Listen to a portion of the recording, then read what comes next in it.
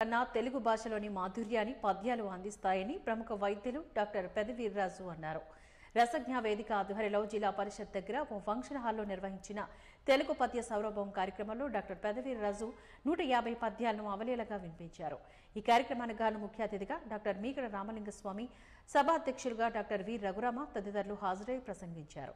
ఈ సందర్భంగా వక్తలు మాట్లాడుతూ వృత్తి వైద్యమైన ప్రవృత్తిపైన అంకిత భావంతో తెలుగు భాషకు ఎనలేని సేవలు అందిస్తున్నారంటూ డాక్టర్ పెదవీర్రాజును కొనియాడారు. మాతృభాషను మర్చిపోతున్న ఈ తరుణంలో తెలుగు పద్యాల అందాలను, భావాలను నేటి యువతకు అందించే చక్కని కార్యక్రమాన్ని నిర్వహించిన రసజ్ఞ వ్యవస్థాపకులను అభినందించారు. ఈ కార్యక్రమంలో నగరంలోని ప్రముఖులు, పలువురు వైద్యులు, కవులు, రచయితలు పాల్గొన్నారు.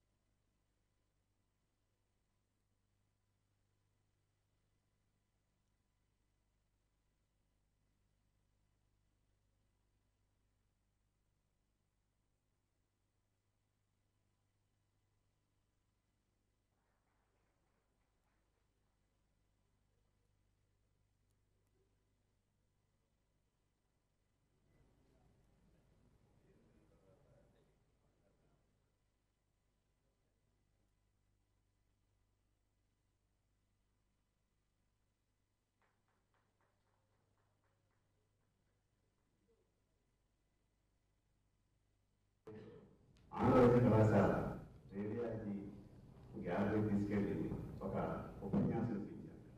అప్పుడు తెలుగు భాష పట్ల, తెలుగు కవి పట్ల ఆసక్తి మరిపోయింది. తర్వాత రఘురామారావు చెప్పినట్లు 40 సంవత్సరాలు నాలో ఉన్న కవిని చంపేశారు. ఈ మధ్య కాలంలో కృష్ణాబాయి గారిని మా ఫ్యామిలీ ఫ్రెండ్, ఆవిడ సరసాని ప్రసాద్ చనిపోయినప్పుడు ఒక పేజీ అరుణతారలో రాయడానికి నాకు అవకాశం ఇచ్చారు. అప్పుడు నాకు తెలిసిన జలసాని అనే ఒక కవిత మొదలుపెట్టాను. నాకు తెలిసిన జలసాని పలుపెరిగిన విప్లవ సేన, ప్రపంచానికి చెందిన జ్ఞాని, సాహిత్యక వీరాభిమాని అని మొదలుపెట్టాను. ఇందులో కవిత్వం అనిపించి ఈ మెట్రో నాలో కవి మేల్కొన్నాడు.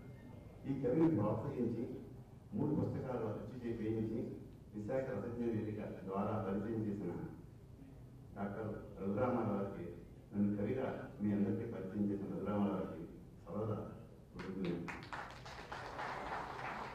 ఈరోజు రఘురామారావు గారు నన్ను పండితులు చేద్దాం అనుకుంటున్నాను.